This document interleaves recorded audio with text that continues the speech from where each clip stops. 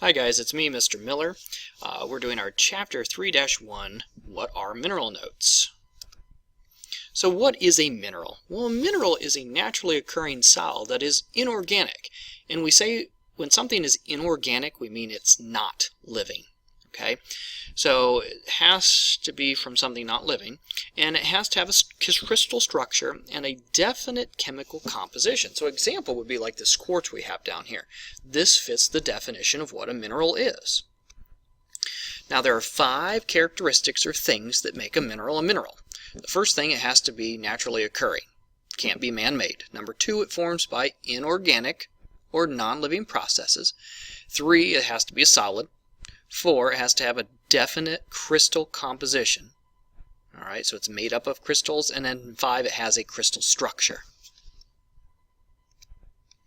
Now, what do I mean by naturally occurring? I mean it's found in nature. It's not man-made, and it forms underground. What do I mean by inorganic solids? Well, it means that the mineral cannot come from things that were once living. Alright? A non-example. This is a non-example, alright? So coal is organic because it comes from plants that lived millions of years ago. That means that coal is not a mineral, okay? That's what I mean by a non-example. That is something that comes from living processes. A mineral cannot come from anything that was once living. That's why coal is not a mineral. It's a rock. Now, crystal structure.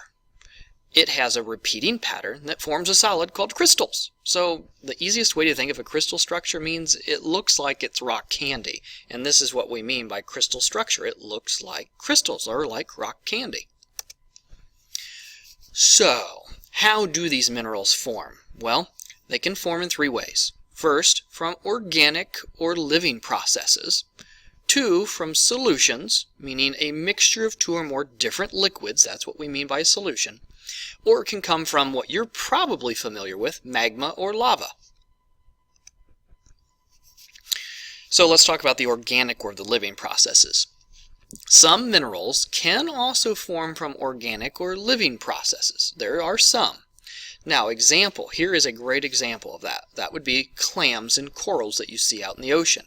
Both of these things are organic. They're living. And they produce their shells and skeletons that are made out of a mineral called calcite.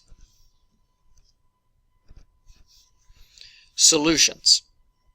A solution is a mixture of 1 or more substances that we combine together in another one. So when elements and compounds evaporate, go from a liquid to a gas, that's when the crystal forms. That's what's left. The easiest example for you to think of is salt water.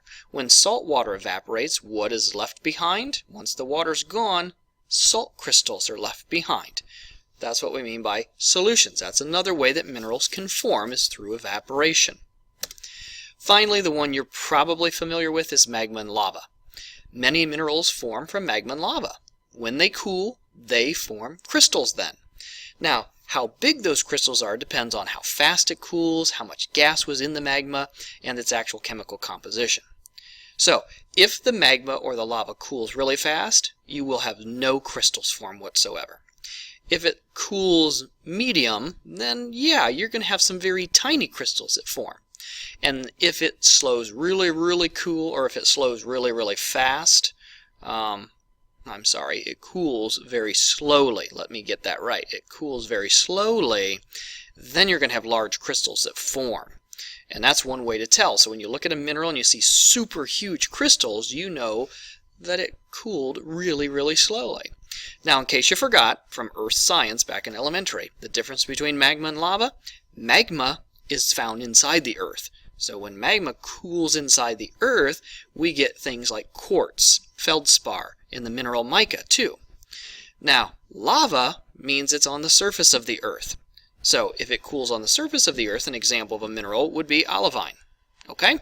So that concludes our mineral notes.